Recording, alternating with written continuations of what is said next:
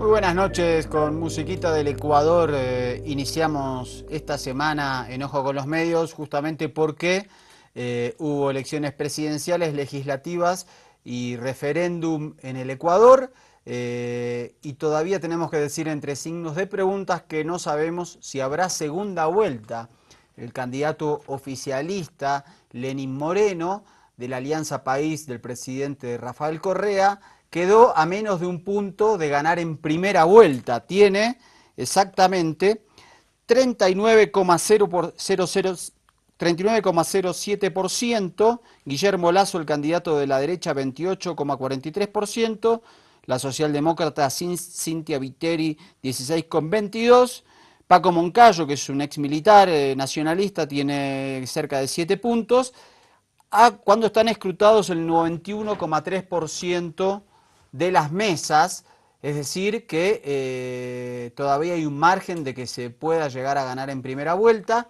El Consejo Nacional Electoral informó que recién el jueves podrá determinar esta situación porque tiene 5,64% de las actas que tienen algún tipo de incongruencia. Esto es decir, por ejemplo, una mesa que tiene 231 electores y aparecen 235 votos, bueno, es un porcentaje bastante alto, por lo tanto necesita depurar esto, y si vos querés lo podés ver incluso, como lo tenemos ahora, en la página del Consejo Nacional Electoral. Obviamente los sectores de la derecha, especialmente Guillermo Lasso, empezó a criticar esto, a llamar a la gente en las calles a protestar por esta situación, a exigir que haya resultados inmediatamente. E incluso tuvo algunas declaraciones periodísticas en las cuales decía que la Revolución Ciudadana era igual al chavismo. Este es un guión que todos conocemos, y que el Consejo Nacional Electoral estaba cooptado por personas de la Revolución Ciudadana. Este es un breve resumen de lo que fue la jornada del domingo en Ecuador. Lord, ¿cómo le va? Bienvenido. ¿Cómo le va, Mariano? Buenas noches, buenas noches a toda la gente que nos sintoniza a esta hora de la tarde, digo, de la noche, en la Vía Yala. Sí, Ecuador ha sido este fin de semana un punto de observación. Recordemos que ha habido una fuerte guerra mediática también para este proceso revolucionario. La gente ha elegido entre seguir o permanecer con los cambios que ha generado la gestión de Rafael Correa, o de pronto también pensar en ese cambio que muchos vaticinaban de la derecha para hacer ese proceso de cambio en la Vía Yala bastante grande. Dicho esto, también quiero dar la bienvenida a nuestro comandante Andrés Salari, que se encuentra en Cobija. Confundí los lugares, estaba Andrés pensando. me llamo. Soy Andrés, Andrés Lor, ¿cómo le va? Andrés, ¿cómo le va? ¿Con tanta gente trabaja usted que se me confunde el oro? Ya está viejo. Ya estoy viejo. Hoy yo también me confundí con un hombre, después le cuento. Bueno, yo estoy acá en Cobija, donde presentamos hace un rato el Cártel de la Mentira. Hicimos una pequeña charla con la gente también, así que seguimos en la discusión y el debate de todo este tema en torno a esta jornada del 21F que se da mañana. Sobre las elecciones en Ecuador es muy importante porque si el candidato de la Revolución Ciudadana no gana en primera vuelta, es bastante probable que pierda en la segunda. Este es el gran dato, ¿no? Y lo que hay que ver ya, la candidata social cristiana, la que salió tercera, que es Cynthia Viteri, ya anunció que si hay una segunda vuelta, ella apoya al candidato Guillermo Lasso. Después hay que ver si matemáticamente esto termina ocurriendo, pero me parece que como dato a tener en cuenta, Es lo más probable. sí, de lo Es complicado. lo más probable porque quienes en todos nuestros países, quienes no están con los procesos de cambio, están absolutamente en contra, más allá de que el candidato sea Guillermo Lasso, Mauricio Macri o el Pato Donald, digamos.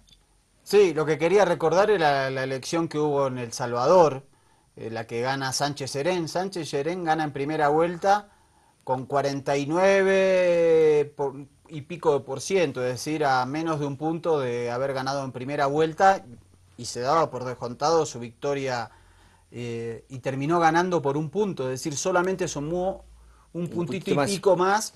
Sí, O sea que es Pero complicado, y esta, creo que también lo que nos muestra es que más allá de todos los cambios que mostramos la semana pasada aquí, que se generaron en estos 10 años de revolución ciudadana, reducción de la pobreza a la mitad, el país que ha mejorado su infraestructura en América, el número 1 es el Ecuador, la triplicación del Producto Bruto Interno. A pesar de eso hay un electorado duro, depende del país, entre un mínimo de 30 hasta 45% que no quiere, no quiere. Y además, cuando se va a segunda vuelta, generalmente las oposiciones de derecha o de otra distinta bancada política tienden a juntarse con tal de que no salga el candidato del proceso de cambio, proceso revolucionario, como es en este caso en el Ecuador, y ese es el principal problema. Pero también a esto hay que sumar que definitivamente el tema de la guerra mediática, la guerra de cuarta generación también a través de las redes sociales, ha causado también cierto efecto en la votación de la gente, y tal vez también se resuelva, y si hay una segunda vuelta tal vez gane también por ese puntito. También puede pasar. Bueno, vamos a empezar a repasar declaraciones de Lenín Moreno, el candidato ganador de la primera vuelta, y después seguimos charlando. Y fundamentalmente un agradecimiento al pueblo ecuatoriano, que ha sido extremadamente generoso en darnos una mayoría, y una mayoría también en la Asamblea, y también una mayoría absoluta en el tema de la consulta que se hizo acerca de los paraísos fiscales. Es decir, hemos ganado en todo.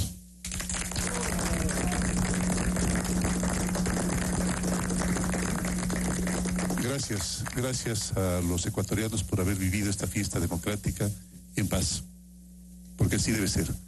Gracias por haber acudido mayoritariamente a depositar su voto y ejercer el deber y el derecho de votar. Pero sí quiero manifestar que me ha llamado la atención que haya algún político perdedor que está llamando a la violencia. Eso sí, no se lo puede tolerar. Somos un país de paz. Hemos aprendido a vivir en paz y queremos continuar así. No se puede ser un mal perdedor. Nosotros estamos aquí sabiendo que las proyecciones nos podrían dar una victoria en primera vuelta. Estamos esperando de forma democrática y pacífica los resultados del Consejo Nacional Electoral. Si es que esto no es así, pues como lo norma claramente la Constitución, iremos a una segunda vuelta, que francamente el trabajo ya lo hemos empezado por si acaso, en una segunda vuelta, y será el pueblo ecuatoriano el que tome la decisión final. Pero a pesar de que los resultados del Tribunal Electoral han sido inferiores a los 3 exit poll que nosotros teníamos, a pesar de eso no hemos hecho ningún reclamo. Estamos esperando de forma pacífica, de forma democrática, como debe ser, los resultados finales del Consejo Nacional Electoral. Teníamos el pleno derecho a festejar, porque hemos vencido rotundamente. Vuelvo a recalcarle, es 1 millón de votos. Es 1 millón de votos que tenemos sobre el candidato que nos sigue. Diferencia sustancial. Eso es casi el 12% también. Diferencias sustanciales como para estar seguros de que en el supuesto de que haya una segunda vuelta también vamos a tener una victoria contundente. Bueno, ahí en la tarde de hoy hablaba Lenín Moreno, candidato de Alianza País. En ese momento le respondió una periodista que le dijo ¿por qué festejaron?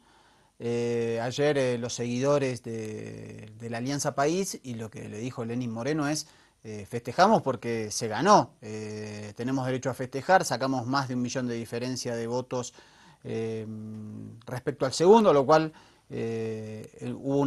votó prácticamente el 82% de los 82-81% de los 12,8 habilitados para votar. Es una votación muy alta, sacarle 1 millón de diferencia al segundo. Y en el siguiente testimonio, Lenín Moreno cuenta que tienen derecho a festejar porque ganaron en las 3 votaciones que hubo en el día de ayer. Lo vemos y lo escuchamos. Tenemos este momento seguros 76 asambleístas, lo cual también da una mayoría absoluta. Una mayoría absoluta, lo cual es importante, queridos ecuatorianos, porque eso va a asegurar la gobernabilidad, la buena relación que debe existir entre el poder legislativo, la función legislativa, perdón, y la función ejecutiva. Gobernabilidad. Va a continuar la buena gobernabilidad. Ya se han comunicado conmigo y yo también me he comunicado con algunos de ellos, de las personas que han participado, de los grupos políticos que han participado en la contienda electoral, con el fin de conversar, con el fin de hablar, con el fin de dialogar. El diálogo, el consenso, los acuerdos mínimos, el escucharse, el oírse, el entenderse y sobre todo el incluirse son factores fundamentales dentro de la democracia. La democracia no la hace únicamente un grupo político, por más poderoso o por más multitudinario que este sea. La democracia se la hace con el concierto, inclusive con las fuerzas de oposición. Ahora es importante destacar el optimismo que mantiene Lenín Moreno, el mismo optimismo que mantengo yo, de esperar hasta los resultados finales, pero con resultados finales positivos. Y hay que esperar, dice, esos datos finales. Escuchemos a Lenín Moreno. Entiendo que la duda es por falta de conocimiento de la norma, porque el momento en que hay inconsistencia en actas, ese momento, la única entidad que puede decidir acerca de lo que se debe hacer es la Junta Electoral. Esa Junta Electoral. Como esas juntas electorales el día de ayer trabajaron, entregaron sus reportes y prácticamente como ya era tarde se fueron a su casa, había que esperar a los días de hoy y mañana para que esas juntas se reúnan. No se olvide que la mayoría de esas juntas pertenecen a la ruralidad. Y en la ruralidad siempre hay un poco más de dificultad en explicar, en entender las cosas de manera adecuada como para poder hacer el trabajo de mejor manera, no porque ellos tengan menor capacidad de entendimiento, sino porque hay más dificultad inclusive en encontrarlos. Porque claro, ustedes entenderán que las personas que pertenecen a la Junta no únicamente se dedican a la actividad electoral, pues sino que además tendrán otras actividades del trabajo y todo lo demás.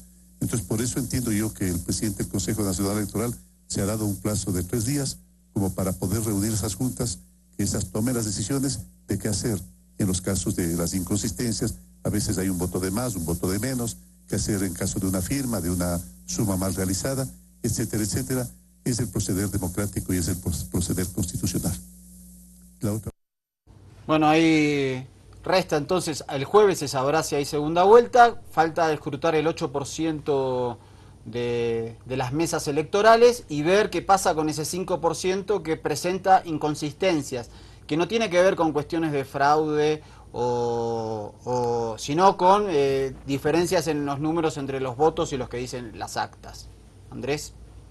Desde ya anticipamos un escándalo nacional si el día miércoles o jueves la autoridad electoral del Ecuador anuncia que hay una victoria oficial en primera vuelta con un 40.2 o 40.3, porque los 10 puntos de diferencia ya lo tiene y la oposición va a gritar fraude si hay un anuncio de nuevo de la autoridad electoral diciendo que hay una victoria en primera vuelta, siempre y cuando ese 8% le garantice el puntito que necesita, que no es tampoco, no lo veo nada fácil, ¿eh? Vamos a esperar, hay que esperar a ver los resultados. Está sobre el límite, digamos. Tiene que ver mucho a ver cómo se desenvuelven, sobre todo las actas, que siempre son las últimas que llegan, que son las de las áreas rurales. Es como decís, si pasa el 40% lo va a pasar por centésimas, con lo cual esto se puede demorar más porque quizás ya haya un conteo manual. Lazo ya... Ahora, sí. Estamos en una serie de elección tras elección donde las diferencias se dirimen por una mínima expresión siempre últimamente, ¿eh? Es impresionante. Sí, y lo que es impresionante de todas las... sea cual sea el tipo de balotaje que haya en las elecciones, el de Argentina peleadísimo, el 21F peleadísimo, Maduro, Capriles hiperpeleado. Medio puntito. Sí, sí, está, bueno, ahora Ecuador no Estados está, Unidos, Ecuador no está peleado, el pero BRICS. hay que ver qué pasa en segunda vuelta, que si hay segunda vuelta va a ser muy peleada también. Usted es poco optimista, doctor. Claro. Yo pienso que más bien va a haber va a ganar Lenín Moreno en primera vuelta.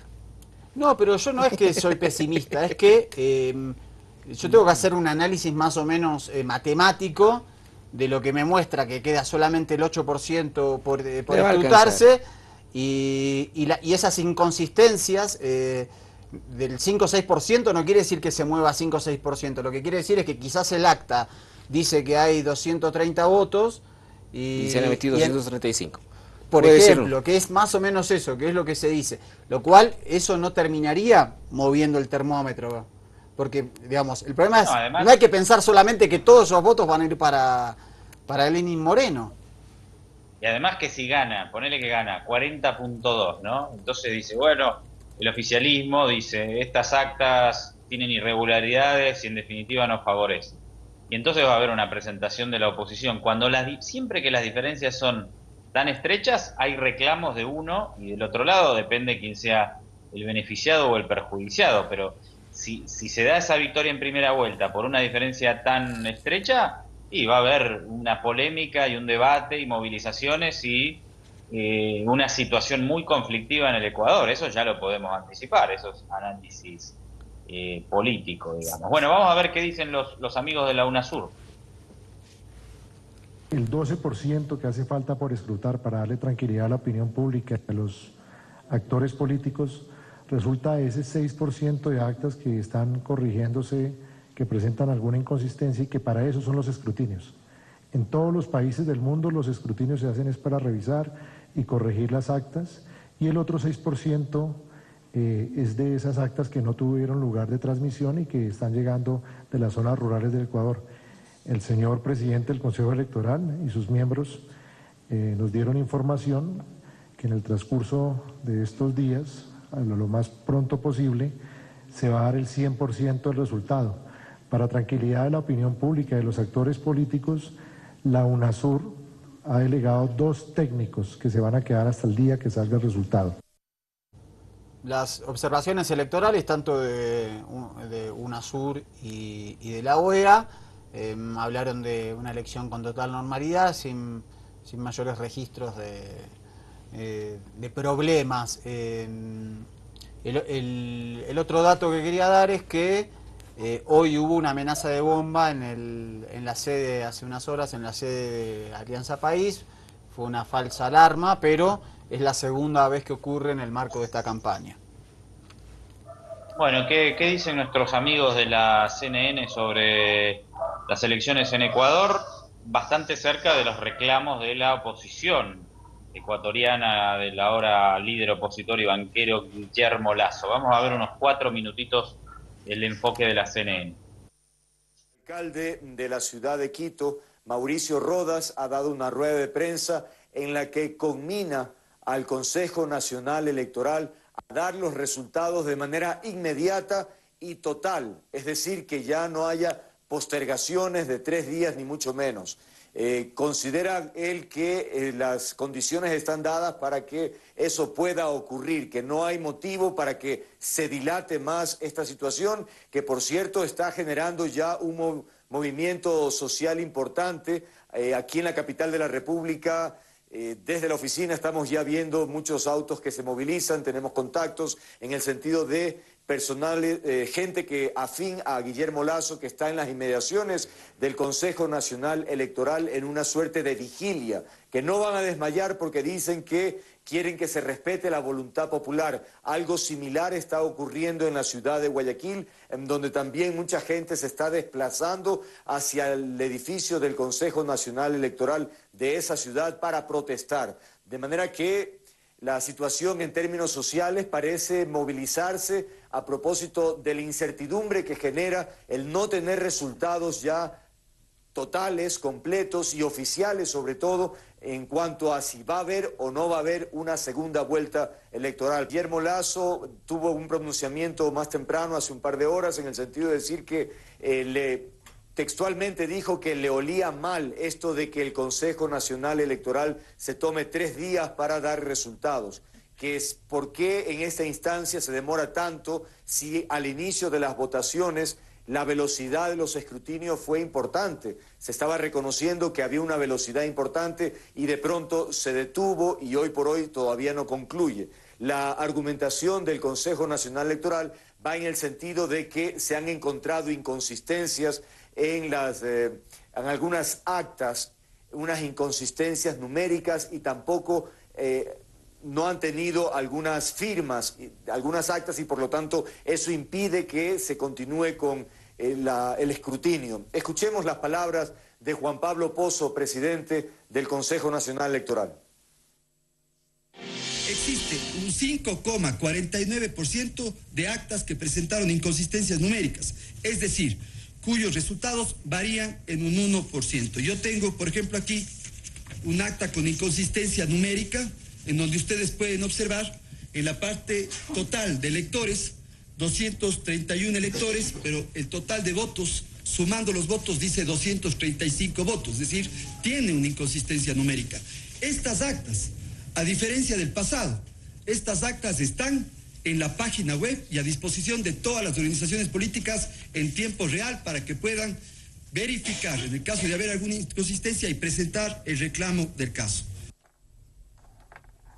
Otra de las cosas que dijo Juan Pablo Pozo en esa convocatoria a la rueda de prensa fue que iba a proponer a los candidatos que habían quedado vencedores, primero y segundo lugar, para tener una reunión en términos técnicos, para explicarles a ellos por qué está sucediendo esto y cuál es el procedimiento a seguir. Sin embargo, todavía no ha habido un pronunciamiento, aunque de plano, de alguna manera, el candidato Lasso ha dicho que simplemente quiere los resultados, que todo lo demás, insisto, ha dicho que huele mal, es decir, que no tiene por qué dilatarse. Básicamente, esa ha sido la reacción y del candidato Moreno no se ha tenido todavía ningún pronunciamiento. Pero insisto, enorme expectativa en el Ecuador a propósito de lo que está sucediendo, de no tener resultados concretos después de prácticamente un día de las votaciones generales para el presidente de la República.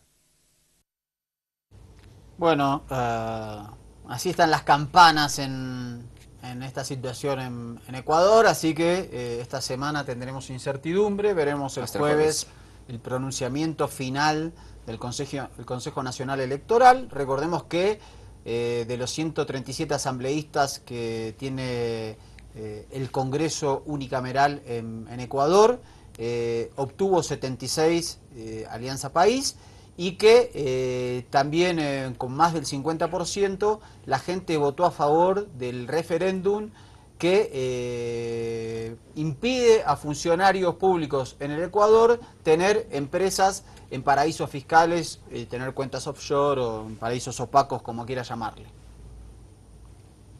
Bueno, ahí ahora cortando un poquito el tema Ecuador, pero lo que tiene que ver con la imagen de gobiernos líderes en la región, una última encuesta que habla de Lula da Silva. ¿Será candidato efectivamente en Brasil?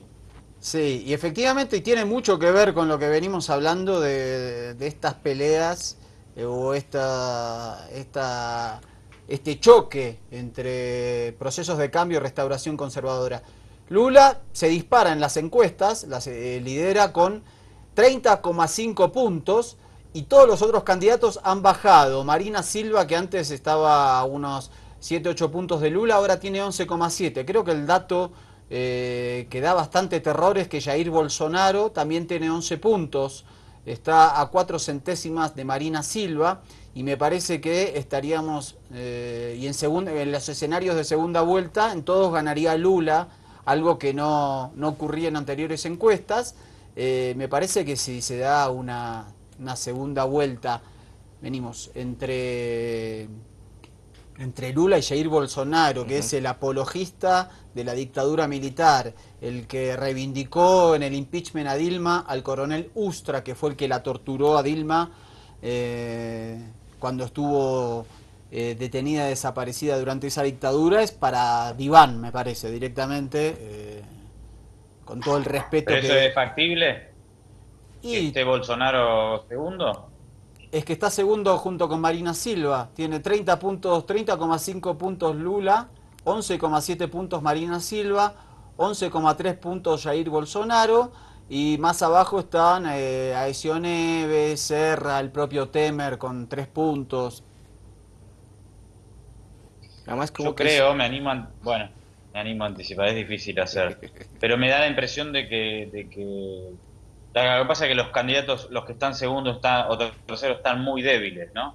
Pero todos, en todo caso, tienen una intención de voto bastante baja, excepto Lula. Sí. Lo que pasa es que también está esta cuestión de que quienes no apoyan a Lula por esta cuestión de la crispación que generan estos procesos, quienes no los apoyan se oponen radicalmente, ¿no? Entonces entenderíamos que Lula tiene una imagen negativa muy fuerte, y lo mismo le pasa a Cristina Fernández de Kirchner. Sí, pasa que también los otros candidatos Demasiado ven bajo. Brasil demasiado bajo y también tienen una imagen negativa fuerte. Aécio Neves, inclusive la señora Marina Silva, porque tuvo ya su oportunidad y también hubo problemas por ese lado también. Sí, Marina Silva, pero dentro de todo es la que menos imagen negativa tiene de todos los candidatos que ¿Opositores? hay. Sí, pero de todos los candidatos opositores es la que menos imagen negativa tiene, y eso en una segunda vuelta. Pero bueno, sería realmente en este contexto latinoamericano, si hay elecciones hoy en Brasil y la segunda vuelta es entre Lula y Marina Silva, es un paraíso. Volvemos acá abajo con los medios y le damos paso al único señor en este espacio que tiene su propia sección. Muchas gracias. Bueno, vamos a hablar de esta notita muy interesante. Se descubre un nuevo continente. Ahí va a ir nuestro camarada Maduro a hacer un muro.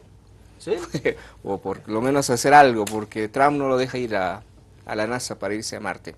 Así que veamos este nuevo continente.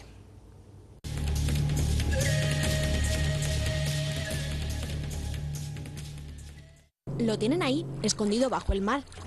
Es Zelandia. Después de quedarse con un planeta menos, los libros de texto pronto podrían incluir un continente más.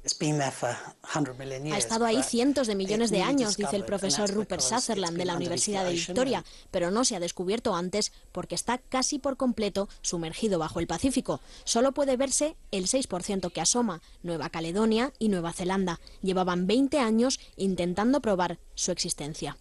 Es frustrante para los geólogos, dice Nick Mortimer, el autor principal del estudio. Si pudiéramos quitar el tapón de los océanos, se vería claro que tenemos un gran continente por encima de la corteza oceánica. La comunidad científica tiene ahora que aceptar a Zelandia. Así en el futuro estará en los atlas. Es el sueño de estos investigadores, que los niños estudien este secreto del océano que ellos han logrado desvelar, y sin quitarle el tapón al mar. Ahí lo mandamos con un traje de rana, hombre rana. Interesante, o sea que Nueva Zelanda y Nueva Caledonia, que pertenecen al continente de Oceanía, en realidad son parte de solo el 6% hasta arriba es parte de un continente enorme que es Zelandia. Mira vos. ¿Pero dónde Maduro debería vivir bajo el agua? Claro, obvio. Claro. En vez de traje de astronauta para irse a Marte, un traje de hombre rana. Está bien. Está bien, porque tiene razón, no va a poder ir a Gringolandia para despegar. Bueno, en algún lado Maduro va a terminar, o bajo el agua o en la estratosfera, pero en algún lado lo vamos a liquidar. ¿Está de acuerdo? Empecemos a buscarle branquias a Maduro. Sí, me dice, no sabe lo que es branquias, es lo que utilizan los peces para poder respirar. Esas cositas acá. No tienen nuestro sistema respiratorio, sino que ¿vio cuando hace el pez hace acá al costado? ¿Sí? Esa es su manera de respirar. Bueno, ojalá algún rato vamos a descubrir esa cosa también. Bien, pasemos a hablar de nuestro amigo Donald Trump.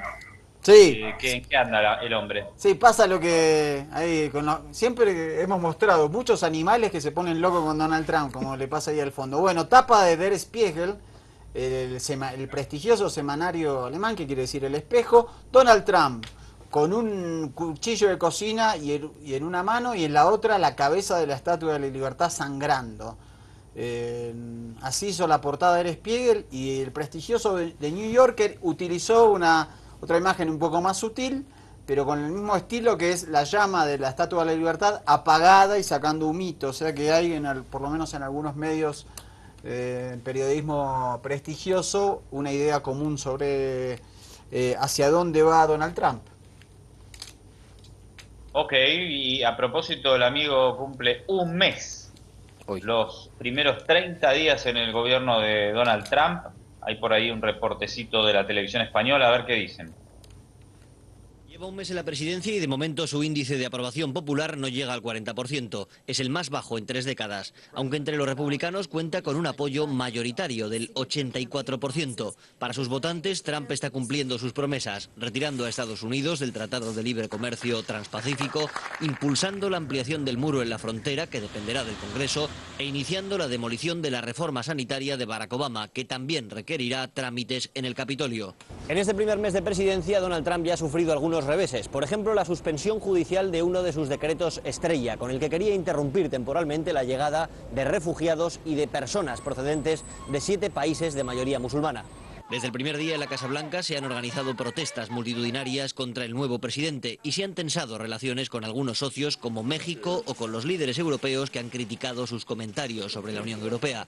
La dimisión de Michael Flynn como consejero de Seguridad Nacional ha sido otro problema para el presidente. Dejó el puesto tras conocerse que no había informado completamente de sus conversaciones con el embajador ruso en Washington. En estas 4 semanas, al igual que durante la campaña, hay una nota común: su enfrentamiento constante con los grandes medios de comunicación, a los que acusa de mentir y señala a muchos de ellos como enemigos del pueblo. En general, los informes sobre este mes de Donald Trump han sido negativos, han mostrado un saldo que lo muestra con muchos tropiezos. La propia revista Time puso una tapa en la cual él está en el escritorio del Salón Oval y está en medio de una tormenta, pero lo que todos coinciden es que los índices económicos no han tenido ninguna oscilación, que incluso la bolsa ha subido a pesar de que no ha tomado aún medidas económicas concretas. A ver qué dice. Hay una guerra no declarada, o no sé si no está declarada, pero anda ahí dando vueltas, entre Donald Trump y la cadena CNN. Recuerden, hace un mes pusimos al aire esa famosa conferencia de prensa donde Trump echaba o no le daba la palabra a un periodista de CNN. Hay una relación muy tensa. También estáis pensando que es muy difícil tener una imagen positiva si tenés todos los medios en contra, sobre todo en Estados Unidos. Y vamos a ver el reporte de CNN justamente que pone en escena las movilizaciones contra Trump. Decenas de neoyorquinos se concentraron este lunes aquí en el Parque Central en la ciudad de Nueva York como parte de una jornada nacional de protesta contra el presidente Donald Trump, que ha sido denominada "No es el día de mi presidente". Esta manifestación ha sido convocada de manera simultánea en al menos una docena de las principales ciudades de Estados Unidos, coincidiendo con el primer mes de la actual administración y con el feriado federal del Día de los Presidentes, en el cual se hace un reconocimiento a los presidentes de la Unión Americana desde George Washington hasta el actual. Sin embargo, algunos de los manifestantes aseguran que el presidente Donald Trump no se merece ese reconocimiento debido a que varias de las decisiones que ha tomado desde que llegó a la Casa Blanca el 20 de enero no coinciden con el espíritu y la fundación de Estados Unidos. Si bien reconocen que Trump ocupa el cargo más importante de la nación, dicen que sus políticas no representan tampoco el deseo de la mayoría de los estadounidenses. Es que es tanto, esa inmigración, es él estar contra el mundo entero. Ahorita llegará la religión. Este hombre es una persona que tiene demasiado poder como para dejar que él pueda tener tanto poder estando loco. Es una persona indeseable de principio a final. Todo lo que ha dicho ha sido odio y mentiras y miedo, y nada de lo que ha dicho nos puede agrandar como una nación. Y en esta manifestación aquí en el Parque Central también se hizo presente un grupo de personas que apoyan al presidente Donald Trump y que piden que se le reconozca como el presidente de los Estados Unidos. Dicen que se le debe dar tiempo para que cumpla con todas sus políticas y ellos han hablado también de las políticas hacia los latinos. Por eso también algunos de los latinos que apoyan a Donald Trump estuvieron aquí presentes. Con ellos. Déjalo que él haga su trabajo, ya van 30 días, dale 100 días para que haga su trabajo. Él está trayendo los trabajos para atrás. Nosotros hispanos, no importa qué nación, vamos a trabajar juntos como americanos. Y los americanos tienen que venir primero. Si la gente quiere venir, que esperen su turno. Yo vine aquí en 90, esperé 10 años para ser ciudadano de este hermoso país. Y justamente aquí frente al hotel y la torre Trump, que está ubicada en el Parque Central, estos manifestantes han indicado que movilizaciones como esta van a continuar en los próximos días y ya se está anunciando una para el próximo 8 de marzo coincidiendo con el Día Internacional de la Mujer. Ese día se va a realizar el Día Sin Mujeres y también el 1 de mayo, cuando se celebra el Día del Trabajo en la mayoría de países del mundo, con excepción de Estados Unidos, también se ha anunciado una movilización por parte de trabajadores e inmigrantes. Gilbert Vega, CNN, Nueva York. Y otro espacio de presión de la nueva administración en Washington es la OTAN. Ahora su vicepresidente Mike Pence le dijo a la Unión Europea y a Canadá que si quieren permanecer en la organización del Tratado del Atlántico Norte hay que poner más platita, informa Televisión Española. Pence se reunió con los presidentes del Consejo Europeo Donald Tusk y de la Comisión Jean-Claude Juncker, a quienes trasladó el mensaje de que la nueva administración norteamericana está fuertemente comprometida con la Unión Europea.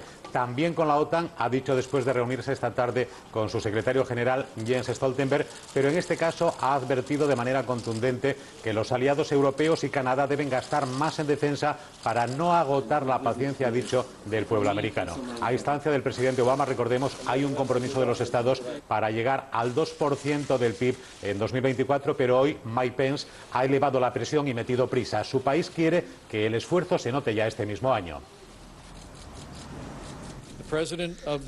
El presidente de los Estados Unidos y el pueblo estadounidense esperan que nuestros aliados cumplan su palabra y hagan más en nuestra defensa común. El presidente espera un progreso real para finales de 2017. Los europeos no pueden pedir a Estados Unidos que se comprometa con su defensa si ellos mismos no están dispuestos a incrementar su compromiso. Otro de los frentes. Y había mucha polémica en torno a la relación de Trump con la OTAN porque hizo declaraciones contra la OTAN.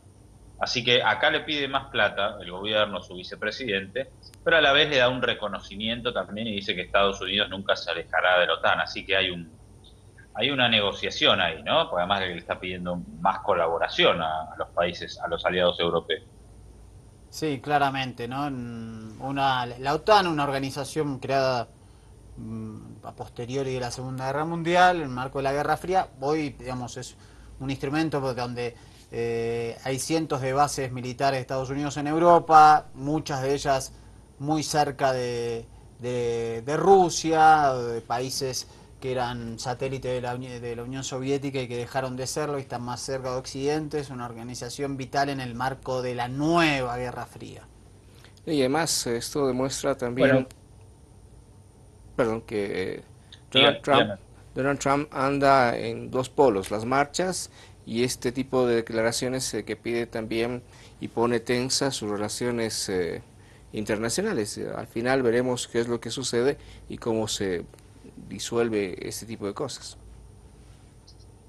Hacemos una pequeña parada en Irak, ¿les parece?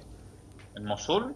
Vamos, nota número 15, en este caso Vicent Montagut, que es el director del periódico Público en España, un periódico de izquierdas progresistas, fue enviado a Mosul, para Telesur, donde se están dando las últimas batallas para recuperar esa ciudad clave en Irak. Lo vemos. Es la hora cero que esperaban las Fuerzas Armadas iraquíes y las milicias variopintas que le apoyan en el combate contra el Daesh. A las 8:15 de la mañana en Irak iniciaron la ofensiva terrestre sobre la franja oeste de Mosul. Como respuesta, los yihadistas han vuelto a atacar la zona este de la ciudad con granadas y aviones no tripulados. La granada estalló muy cerca de mí y me alcanzaron grandes trozos de metal ardiendo. Me han dicho que en el mismo ataque hubo muchos heridos y también víctimas mortales. Mi primo es uno de los muertos. A veces estos atentados no causan muchas víctimas, pero tienen un efecto psicológico devastador sobre la población. Las bombas que lanzan los terroristas del Daesh con aviones no tripulados y morteros van cargados con mucha metralla, piezas metálicas que se incrustan en los cuerpos de la gente. La ofensiva terrestre agrava la crisis humanitaria en esta zona que ya ha sido escenario de fuertes combates. Entre escombros y montañas de basura sigue todavía el cadáver de un combatiente del Daesh pudriéndose al sol. Hay muchas familias traumatizadas que necesitan con urgencia suministros básicos. Las organizaciones humanitarias locales almacenan aquí la poca ayuda que está llegando y denuncian la falta de cooperación internacional. La situación en Mosul es crítica. Necesitamos mucha ayuda. Si las organizaciones internacionales no se mueven rápido, perderemos a más gente porque los ataques del Daesh se están incrementando. Para descubrir otras cicatrices que deja la guerra en Irak, hay que desplazarse unos 10 kilómetros al sur de Mosul. Llegamos a Bartella, una de las aldeas cristianas más antiguas del mundo, habitada por asirios desde el siglo I. Esta pintada todavía recuerda que el Daesh solo dejó a sus habitantes 3 opciones: convertirse al Islam, pagar un impuesto religioso o ser ejecutados. Y esta estatua, con el rostro destruido y las manos amputadas, muestra la crueldad con la que profanaron y saquearon sus iglesias. Antes de la ocupación estadounidense había 1,5 millones de cristianos en Irak y ahora quedan 300.000. La destrucción en este templo es sobrecogedora porque no es el resultado de ataques aéreos o combates cuerpo a cuerpo. Los yihadistas del Estado Islámico saquearon e incendiaron este templo de manera deliberada. 13 años de guerra casi permanente no solo están destruyendo el presente y el futuro de Irak, sino un pasado inmensamente rico en culturas milenarias. Vicent Montagut y Romina Peñate, Telesur, Bartella, Irak. Bueno, más que interesante este informe, muy completo y con también un rastreo de lo histórico en esa ciudad. Y ese dato me pareció significativo, ¿no? Porque bajo la dictadura terrible de Saddam Hussein vivían más de 1 millón de cristianos y ahora quedan 200 o 300.000, un dato muy importante.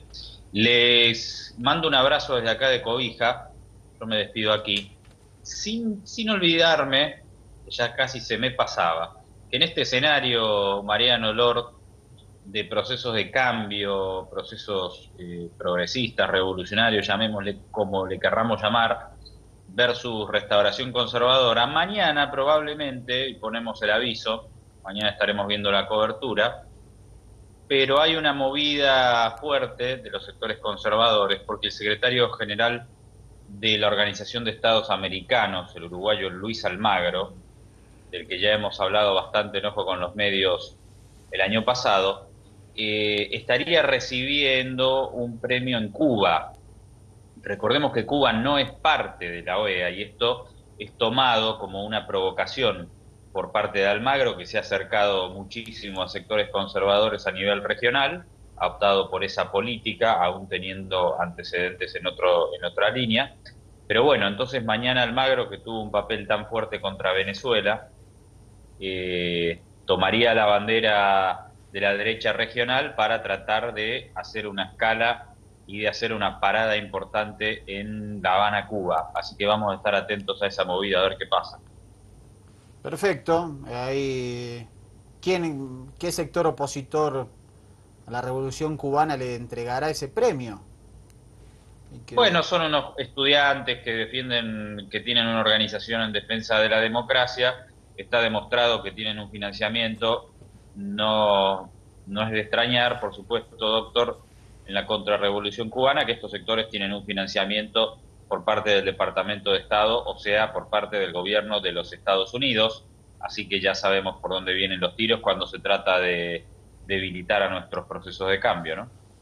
Clarito, perfecto, comandante, entonces vamos a estar atentos mañana, conectate Ojo con los Medios, que vamos a Vamos a ver en detalle cómo será esta movida de Luis Almagro, que ya sabemos cómo atacó a Venezuela y a otros países latinoamericanos. Un abrazo y que siga rodando el cartel por ahí, por donde vaya.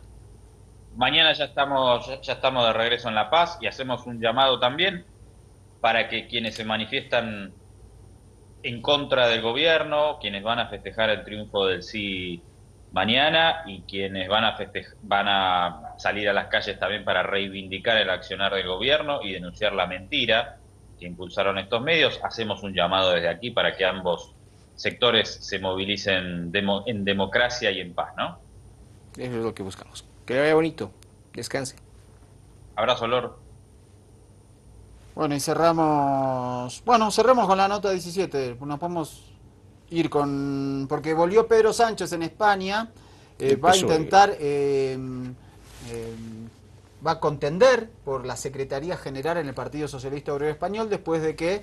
hicieron un pequeño golpe. Después de ese golpe palaciego, porque él no aceptó que el Partido Socialista permitiera que se formara un gobierno del Partido Popular mediante la abstención del Partido Socialista y fue destituido, él renunció a su banca y ahora volvió con una serie de propuestas interesantes, que es la de pensar a España como un Estado plurinacional, acercarse a fuerzas de izquierda, apartarse de los conceptos del neoliberalismo y el capitalismo salvaje y también aliarse con los sindicatos obreros. Interesante, vamos a ver esta disputa entre 3 y 4 meses. Se van a realizar estas elecciones al interior del Partido Socialista Obrero Español, a ver si los afiliados estaban de acuerdo o no con ese golpe que recibió Pedro Sánchez. Nos despedimos con esto en Ojo con los Medios. Hasta mañana. Gracias, Lor. Que le vaya bonito. 31 páginas y 168 medidas componen el proyecto político de Pedro Sánchez, que gira a la izquierda para recuperar la Secretaría General del PSOE. En lo concreto, el ex líder socialista defiende un partido político, un PSOE crítico con el capitalismo neoliberal, dice, y no subordinado a las políticas del PP. En esta línea y en contraposición, Pedro Sánchez apuesta por alianzas con partidos de izquierda, sin mencionar a Podemos, y también por alianzas con los sindicatos, especialmente con el sindicato hermano, con UGT. Además, defiende más poder y participación de los militantes y también de los simpatizantes, tanto en las grandes decisiones del partido como en los nombramientos. En campaña también el otro precandidato, Pachi López, con referencia directa a Sánchez. Uno ha convertido el no es no en un proyecto, en una posición ideológica. No lo es. El proyecto de los socialistas tiene que ser el sí es sí. Campaña que se ha lanzado demasiado pronto, según el promotor de las primarias en el PSOE. Es verdad que ha empezado la campaña, por cierto, yo creo que un poco pronto, pero no ha empezado formalmente la campaña, no sé si irá Susana o no lo sé, tendrá que decidirla ella, no sé si voy a posicionarme. Lo mismo piensa el presidente de la gestora.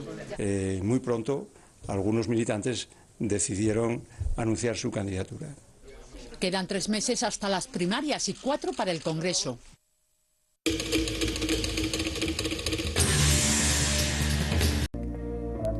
Muy buenas noches, con musiquita del Ecuador iniciamos esta semana en Ojo con los Medios, justamente porque hubo elecciones presidenciales, legislativas y referéndum en el Ecuador.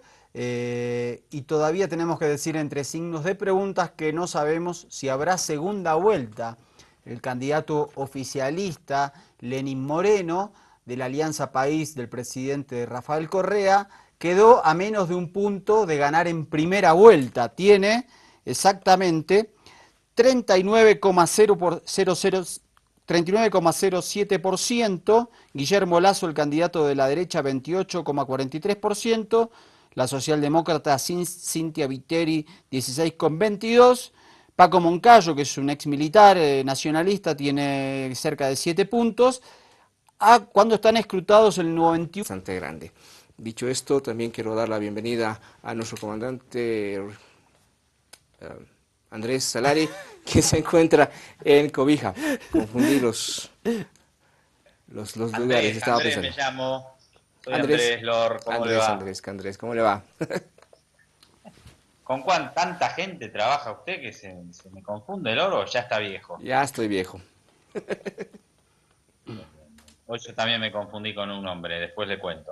Bueno, yo estoy acá en Cobija, donde presentamos hace un rato el cártel de la mentira, hicimos una pequeña charla con la gente también, así que seguimos en la discusión y el debate de todo este tema en torno a esta jornada del 21F que se da mañana. Sobre las elecciones en Ecuador es muy importante porque si el candidato de la Revolución Ciudadana no gana en primera vuelta, es bastante probable que pierda en la segunda. Este es el gran dato. 1,3% de las mesas, es decir, que todavía hay un margen de que se pueda llegar a ganar en primera vuelta.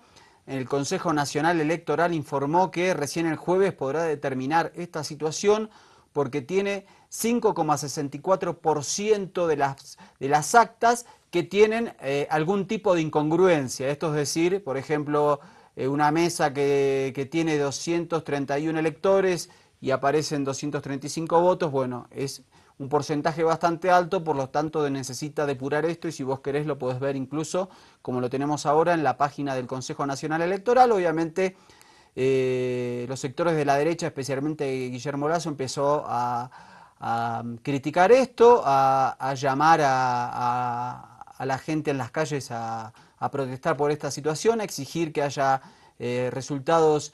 ¿No?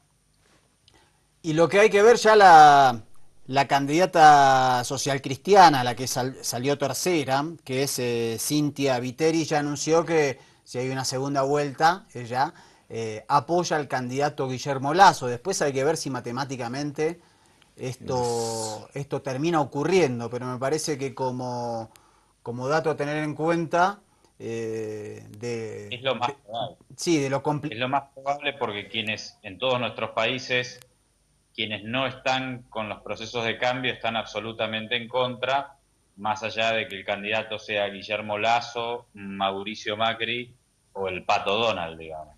Sí, lo que quería recordar era la elección que hubo en El Salvador, la que gana Sánchez Serén. Sánchez Serén gana en primera vuelta con 49 y pico de %, es decir, a menos de un punto inmediatamente. Incluso tuvo algunas declaraciones periodísticas en las cuales decía que la Revolución Ciudadana era igual al chavismo, este es un guión que todos conocemos, y que el Consejo Nacional Electoral estaba cooptado por personas de la Revolución Ciudadana. Este es un breve resumen de lo que fue la jornada del domingo en Ecuador. Lord, ¿cómo le va? Bienvenido. ¿Cómo le va, Mariano? Buenas noches a toda la gente que nos sintoniza a esta hora de la tarde, de la noche, en Abiyala. Sí, Ecuador ha sido este fin de semana un punto de observación. Recordemos que ha habido una fuerte guerra mediática también para este proceso revolucionario. La gente ha elegido entre seguir o permanecer con los cambios que ha generado la gestión de Rafael Correa, o de pronto también pensar en ese cambio que muchos vaticinaban de la derecha para hacer ese proceso de cambio en Abiyala bastante